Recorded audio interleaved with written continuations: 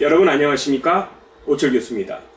이번 장에서는요, 제10장 외부 효과랑 제11장 공공재와 공유자원이라는 챕터에 대해서 커버를 해보도록 하겠습니다. 여러분, 요 두 챕터를 묶은 거는 사실 여러 이유가 있습니다. 예전에 저희 경제학을 제일 처음 배울 때 시장 실패라는 것에 대해서 말씀을 드렸을 겁니다. 원래 시장이라는 것은 가격을 자동적으로 결정하는 기능이 있습니다. 수요 공급에 대해서. 그래서 자원 배분에 효율적이죠. 하지만 시장이 100% 완벽한 건 아닙니다. 가끔 자원 배분의 효율성을 가지지 못하는 경우가 있습니다. 이것을 우리는 시장 실패라고 하죠. 그래서 시장 실패에 대해서 4가지 교과서에서는 예를 들어 드렸습니다. 기억하시겠죠? 첫 번째, 독점입니다.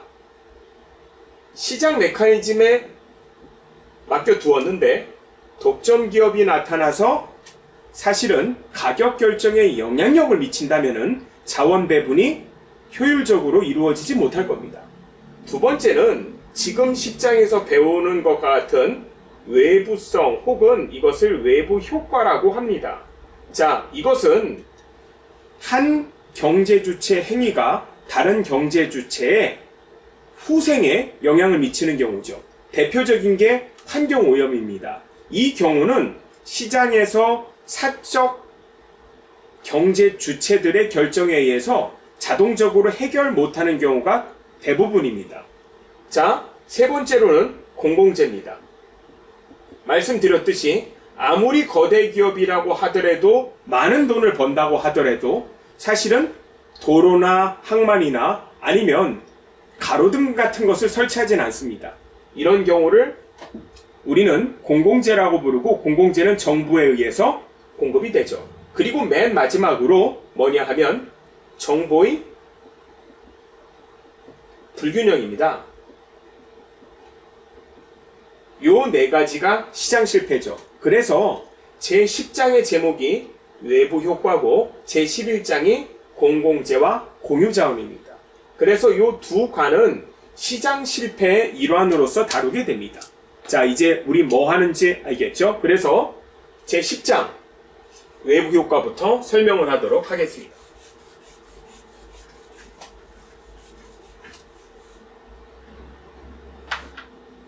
말씀드린 대로 2장의 주제는 외부 효과고요.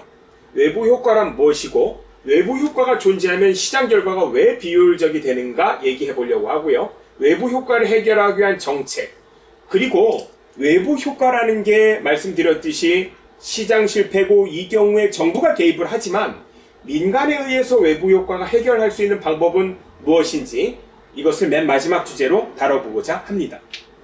자,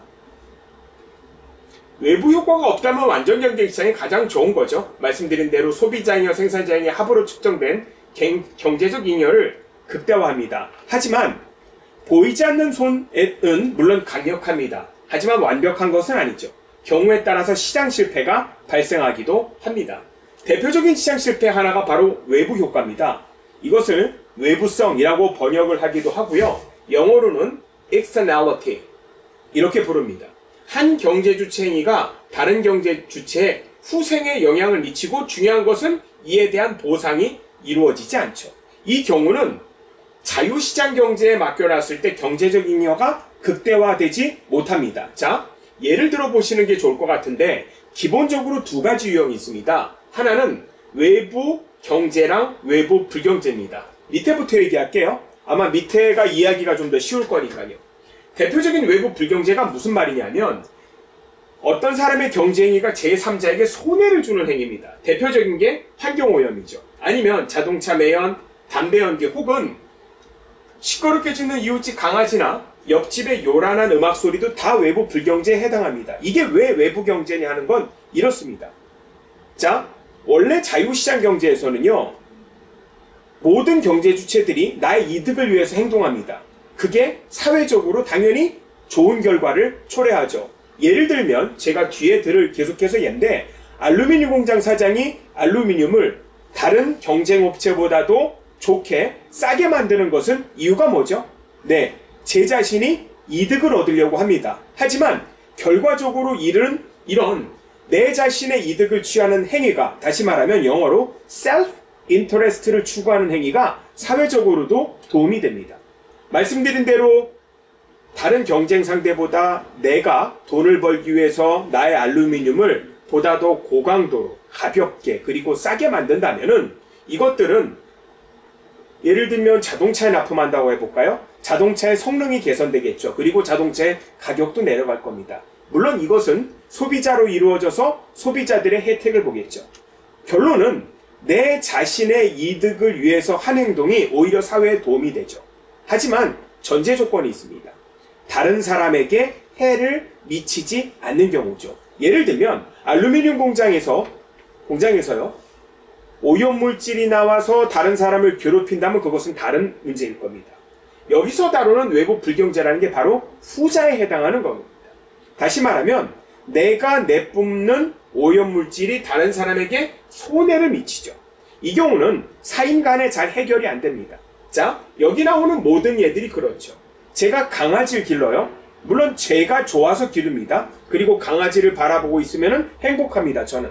그렇죠. 하지만 강아지가 시끄럽게 짖어서 이웃 사람에게 손해를 미친다면 이것은 다른 문제입니다. 그리고 보상이 이루어지지 않는다면 역시 다른 문제죠. 이것을 우리는 외부 불경제라고 합니다. 반면에 외부 경제도 존재합니다. 외부 경제는 뭐냐면 이거랑은 반대로 제3자에게 이득을 주는 행위죠.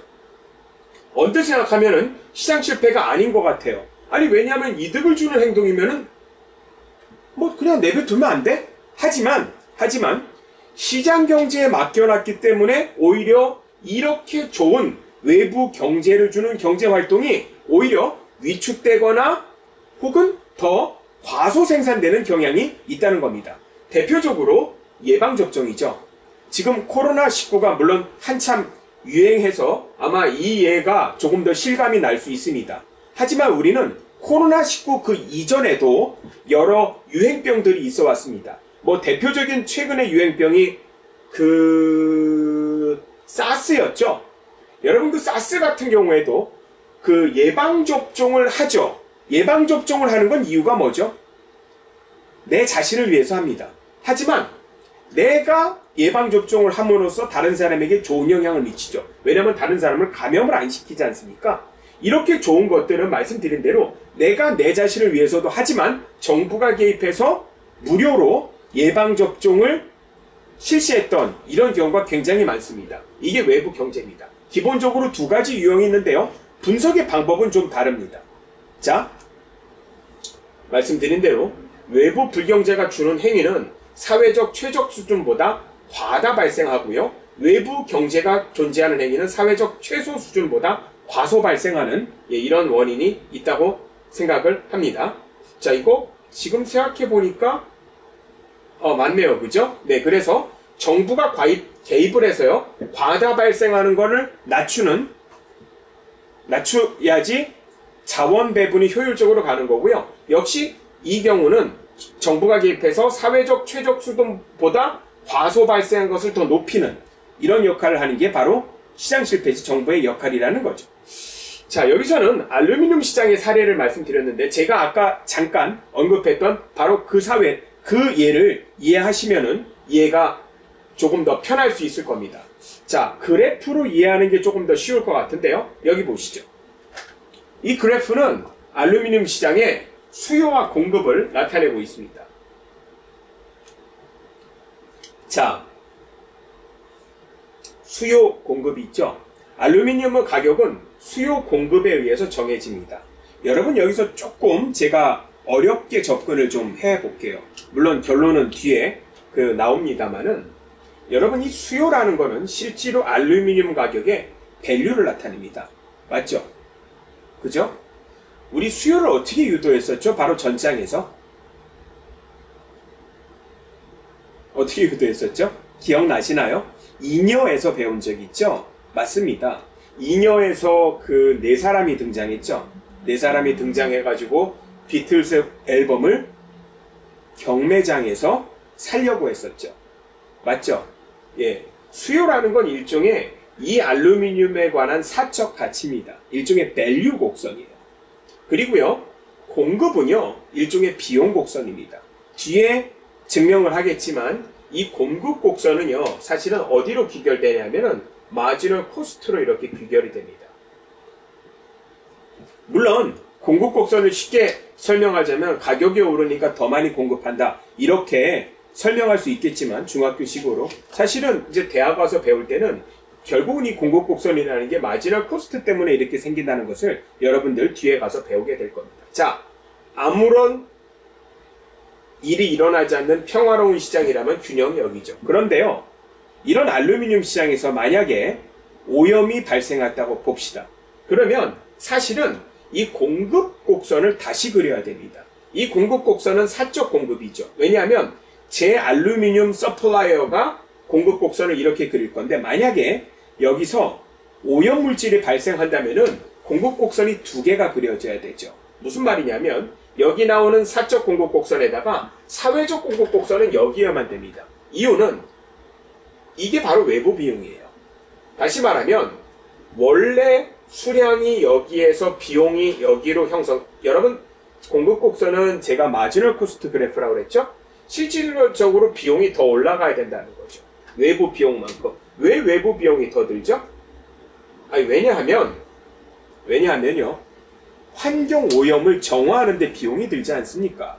그죠? 그래서 이만큼의 비용이 더 들죠. 그래서 알루미늄 업자가 느끼기에는 공급 곡선은 여긴데요, 사실은 사회적으로 볼 땐 붉은색의 공급 곡선이 돼야 됩니다. 그래서 시장에 이것을 맡겨놨을 때 균형점은 여기가 되고요, 시장의 관점에서 봤을 때는 균형점은 여기가 됩니다. 여러분 이것을 Q마켓이라고 그러고 영어로 Q옵티멈이라고 했죠. 각각 보는 관점이 다르죠. 그러면 사회 전체적으로 봤을 땐 어디가 맞죠? 여기가 맞습니다. 여기가 최적이에요. 그래서 이 경우에 정부가 개입을 합니다. 정부가 개입을 해서 여기 있는 Q마켓, 다시 말하면 시장에 맡겨놨을 때의 균형을 이쪽으로 이렇게 옮기죠. 뭐에 의해서요? 정부의 개입에 의해서. 이해 가시죠? 이 메커니즘이요. 여러분 이만큼이 바로 외부성이라는 얘기죠. 외부성이라는 거 다시 한번 정의해 볼까요? 나의 경제 행위가 다른 사람에게 나쁜 영향을 미치죠. 예를 들면 환경오염이 대표적이고, 그래서 요만큼 비용의 환경오염의 정화 비용을 고려한 사회적 비용 곡선은 붉은색으로 그려져야 되고, 이렇기 때문에 이런 관점에서 여기가 바로 최적이 돼야 된다는 얘기입니다. 이해 가셨죠? 이래서 정부가 개입을 합니다. 자, 정부가 개입을 하는 방법은 크게 한 3가지 정도로 나타낼 수 있는데요, 제가 그것은 뒤에 슬라이드를 통해서 말씀드리겠습니다. 자, 외부 불경제를 내부한다, 이런 표현을 쓰고요, 이런 표현을 쓰고요. 정부 개입의 3가지 방법보다는 해결하는 데 3가지 방법이다, 이런 표현을 쓰는 게 더 적절할 것 같네요. 자, 그래서 말씀드린 대로 이제 그 이번에는 이제 외부 경제인데요. 외부 경제도 그 그래프를 통해서 보는 게 조금 더 쉬울 것 같은데요. 대표적인 외부 경제가 예를 들면 교육입니다.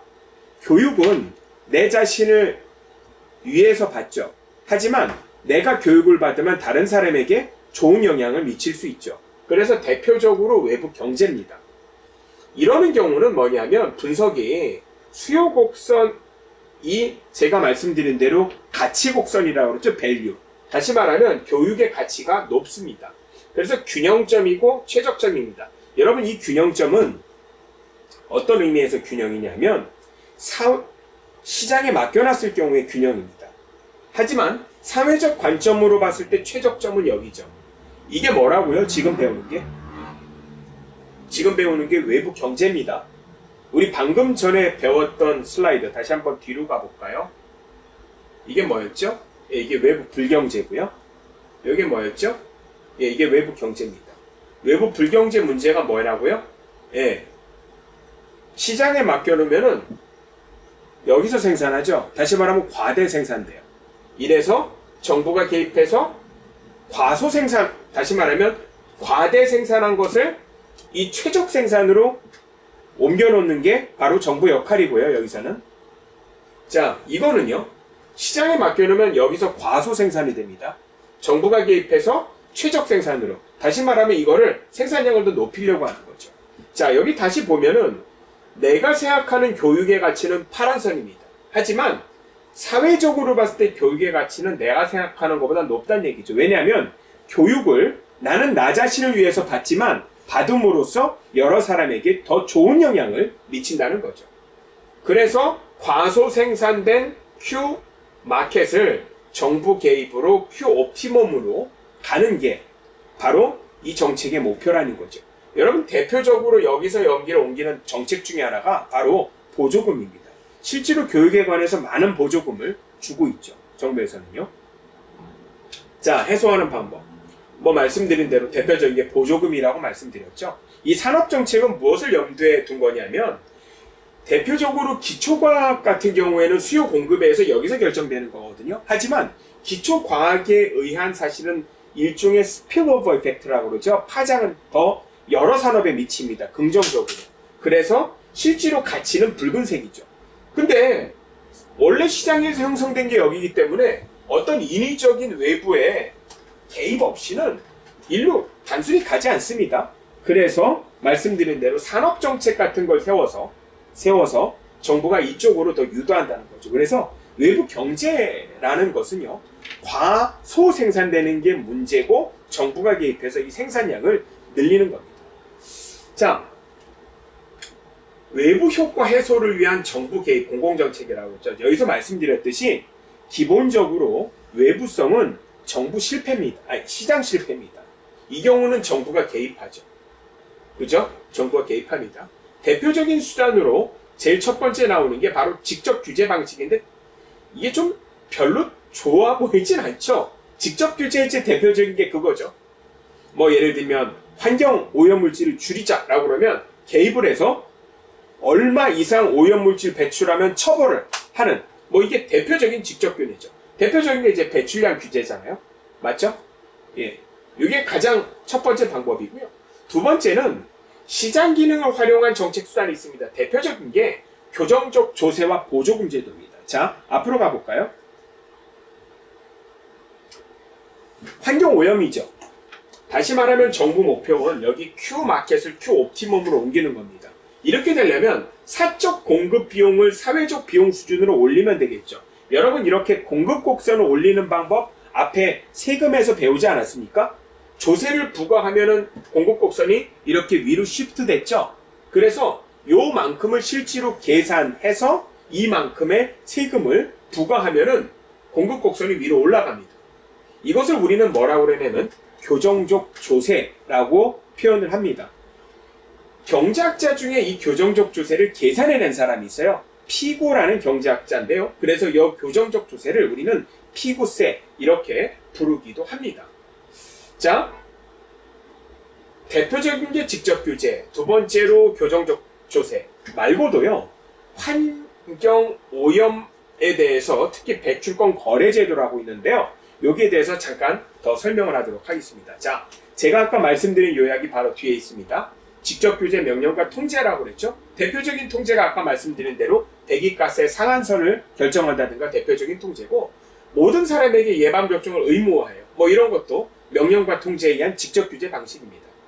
자, 조세 말씀드렸고요. 여기 보면 피구세라는 표현 있죠. 영어로는 피구비언 텍스라고 그래요. 네, 이런 것만큼 세금을 부과하면 공급 곡선을 위로 올릴 수 있다는 것을 보여줍니다.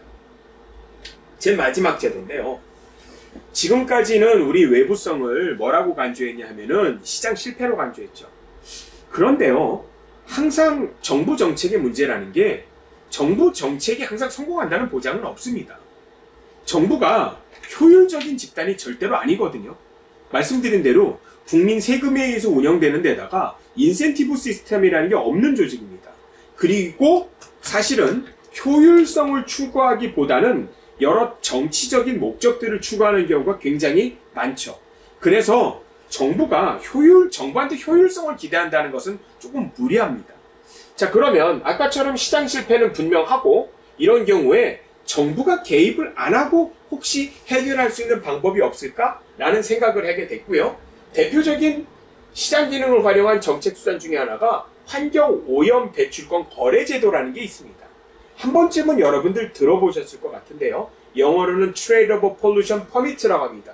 무슨 말이냐면 오염물질의 총량을 정해놓고 스스로 경제 플레이어들한테 이를 교환할 수 있는 일종의 장을 만들어준다는 거죠.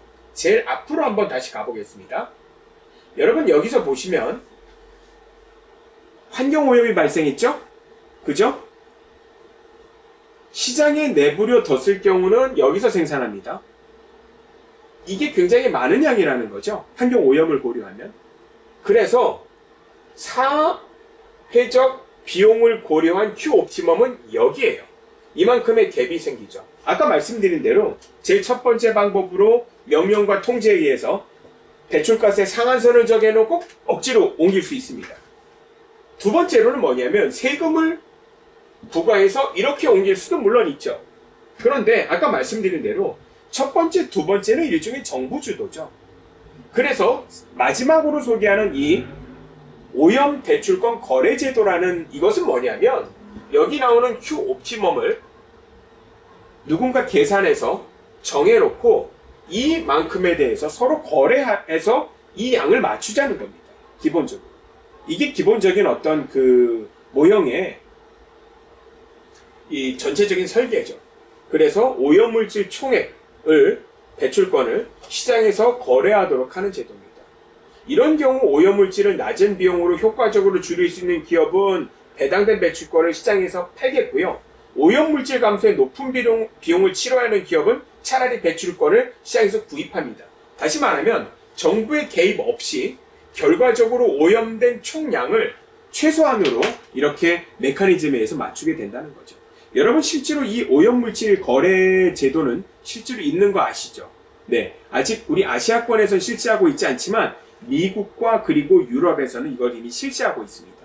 앞으로 뭐 아시아에도 도입이 되겠죠? 예, 그래서 그 해결책에 대해서 말씀을 드렸고요.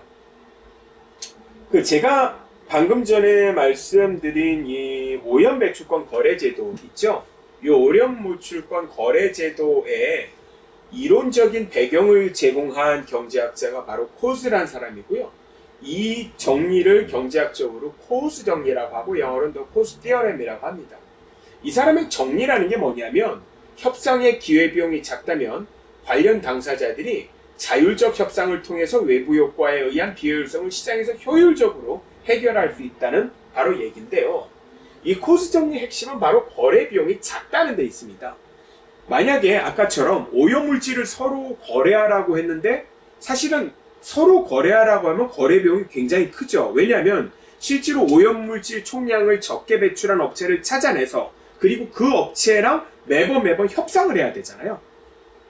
만약에 어떤 거래할 수 있는 장을 만들어서 이 협상의 기회비용을 낮춘다면, 다시 말하면 거래 비용을 낮춘다면 보다 더 효율적이 되겠죠. 맞아요. 그래서 이 코스 정리에 의해서 제가 아까 말씀드린 만든 것이 여기 오염 배출권 거래 제도를 거래할 수 있는 거래소입니다. 실제로 미국에 거래소가 있고요. 유럽에도 거래소가 있습니다. 이 거래소가 없으면 어떻겠어요? 매번 거래할 때마다 막대한 거래 비용이 발생합니다. 그래서 거래소를 만든 게 이 거래 비용을 줄인다는 그 의미가 있습니다. 자, 그래서요, 요 코스 정리까지 제가 요 장에 대해서 하고요. 계속해서 우리는 11장으로 넘어가도록 하겠습니다. 11장은 공공재와 공유자원이라는 장인데요.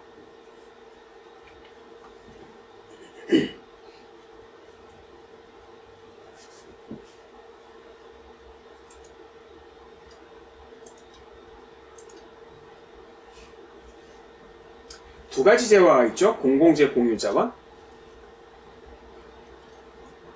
주제는 말씀드렸듯이 공공재, 공유자원이라는 게 무엇인지 익혀야 되고요. 시장의 분류가 필요합니다. 그리고 공공재, 공유자원 배분에 대해서 정부가 어떤 성과를 개선할 수 있느냐 위주로 다루고요. 여러분 항상 먹지 말아야 되는 게 크게 보면은 다 시장 실패의 일환이다라고 생각을 합니다. 자, 먼저 이 재화 유형을 구분하는 두 가지 속성에 대해서 얘기를 했는데요. 재화 구분을 좀 해봐야 돼요. 어떤 재화 구분이냐 하면 두 가지 기준으로 구분을 할 건데요. 먼저 이 표를 먼저 보시고 생각해 볼게요. 여러분, 이 재화를 구분할 때 두 가지 기준이 있어요. 여기 나오는 경합성, 배제성인데 경합성이 있고 없고 배제성이 있고 없냐에 따라서 2x2 매트릭스가 생기죠. 그죠? 맞죠? 그죠? 예. 그러면 이 기준이 되는 경합성과 배제성에 대해서 먼저 생각을 해보셔야 됩니다. 자, 그 첫 번째 나오는 게 이제 배제성인데요. 어떤 사람이 다른 사람의 소비를 배제할 수 있는 속성을 우리는 배제성이라고 하고요. 이 경합성은 한 사람의 소비가 다른 사람의 소비를 감소시키는 속성이 있느냐가 경합성입니다. 이렇게 말하니까 되게 어렵죠, 그죠? 자, 예를 하나 들어볼까요, 여러분? 이 둘 다 있는 게 바로 여기 나오는 사적 재화입니다. 자, 이 무슨 말이냐면 이래요. 사적 재화라는 게 현재 여러분들 가지고 계신 게 모두 다 사적 재화죠. 그죠? 뭐, 제 사적 재화 많지만, 예, 제가 가지고 있는 이 볼펜이 하나 예를 들어볼게요. 이 볼펜 배제성이 있나요? 예, 배제성이 있습니다. 제 거기 때문에 다른 사람이 이 볼펜을 사용한다고 그러면 제가 못하게 하겠죠. 이렇게 제가 제 거여서 다른 사람을 이 재화를 소비하는 것을 배제할 수 있는 속성이 있는 걸 우리는 배제성이라고 합니다. 경합성은 뭐냐 하면요. 쉐어해도 만족도가 떨어지지 않아야 돼요. 그런데 이 볼펜을 누군가와 제가 공유한다면 만족도가 떨어지겠죠. 이런 면에서 경합성이 있는 겁니다. 그래서 여기 나오는 이 사적 재화는 배제성도 있고 경합성도 있어요. 자, 우리 지금 뭐 배우고 있죠? 제목이 공공재와 공유자원입니다. 그죠? 공공재는 경합성도 없고 배제성도 없는 게 공공재입니다. 그래서요, 배제가 가능하냐 경합성이 있느냐 이것을 구분해서 재화를 4개로 나눴고, 공공재의 정의가 뭐냐 하면은 경합성도 없고 배제성도 없는 재화가 바로 공공재입니다. 자, 공공재 대표적인 예로 여긴 써놓지 않았는데 태풍, 경보, 국방, 막히지 않는 무료도로 말고도요, 예를 들면 거리의 가로등, 이것도 대표적인 공공재입니다. 우리 공공재 하면 어떤 생각 들어요? 공공재 하면 영어로 public goods거든요. 이름 자체에서 알 수 있듯이 정부가 공급한다는 겁니다. 말씀드릴 대로 정부가 공급한 대표적인 가로등 예를 들어볼게요. 가로등은 배제성이 있습니까? 배제성 없어요. 왜? 다른 사람의 소비를 막을 수 있는 방법이 없기 때문이죠.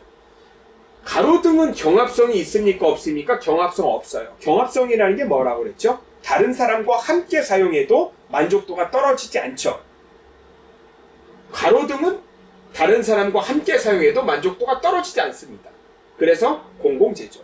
태풍 경보나 국방이나 막히지 않은 무료도로들이 모두 공공재입니다. 왜? 경합성도 없고 배제성도 없어서요.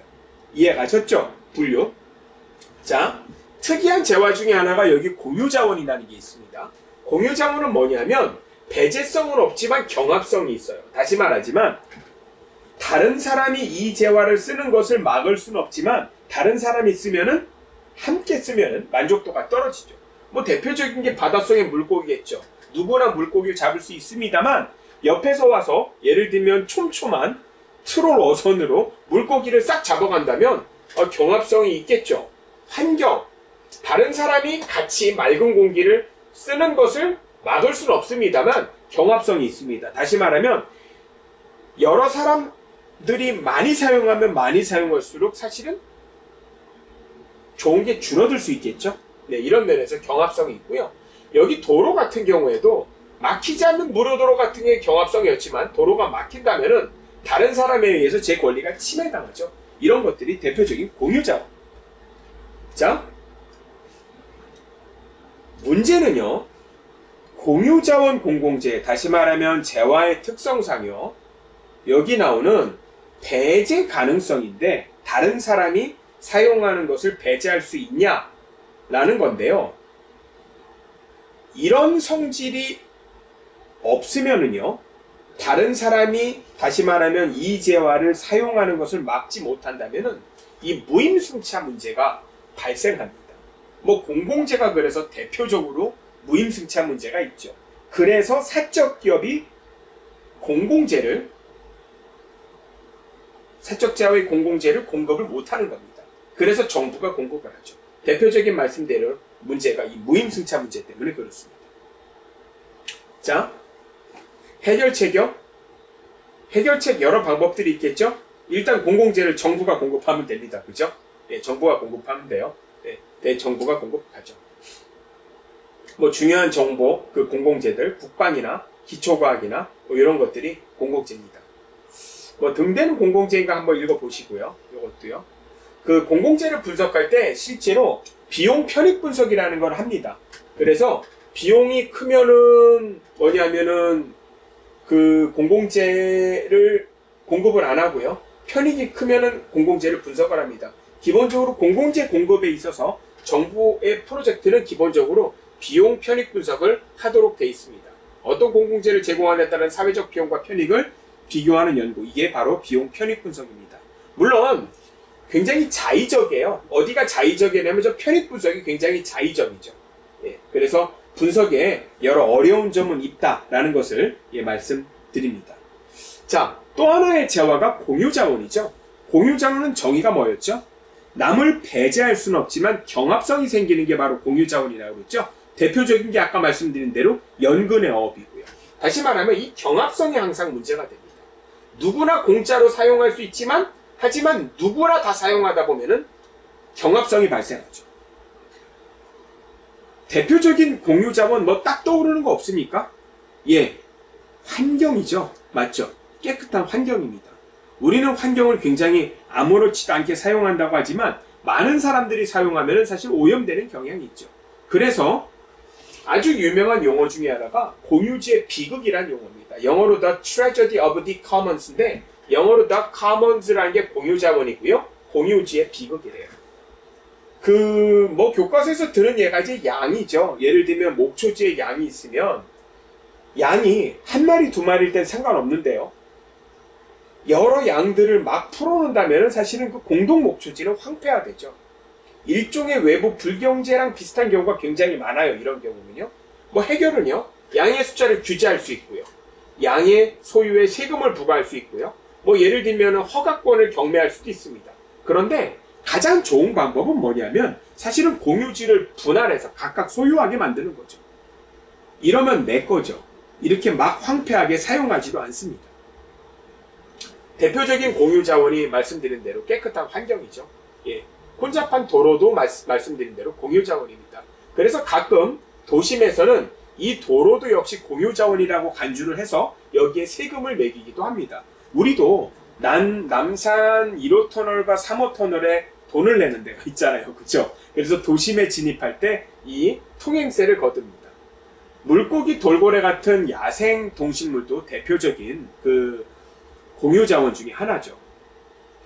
자, 여기서 이슈가 있어요. 어떤 이슈가 있냐면은 이 공유자원이라는 게 이제 멸종동물이 일종의 공유자원인데 이 교과서의 사례 연구에서는 왜 소는 멸종하지 않았냐는 사례입니다.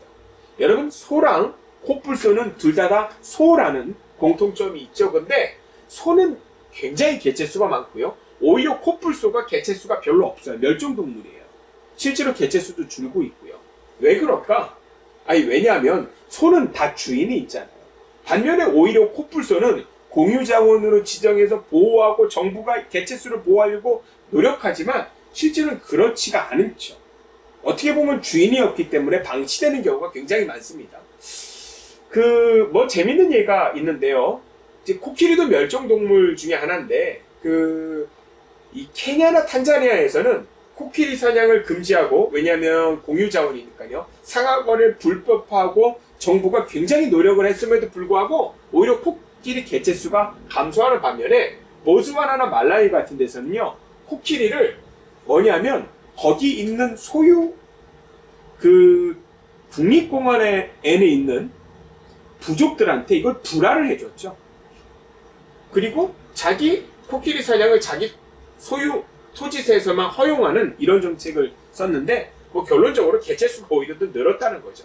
이 결론은 이 소유권, 다시 말하면 이 사유재산권과 이윤동기라는 게 굉장히 공유 재산의 보호에 굉장히 큰 역할을 한다는 겁니다. 그래서 이 재산권의 중요성에 대해서는 한번 읽어보시기 바라겠습니다. 자, 2장을 마쳤죠? 결론을 말씀드리자면 첫 번째 뭐였죠? 외부 효과였고요. 두 번째 공공재, 공유자원이었습니다. 공유자원 제외하고 공공재 그리고 외부 효과는 대표적인 시장 실패입니다. 그래서 요 2장을 커버를 했습니다. 수고하셨습니다. 감사합니다.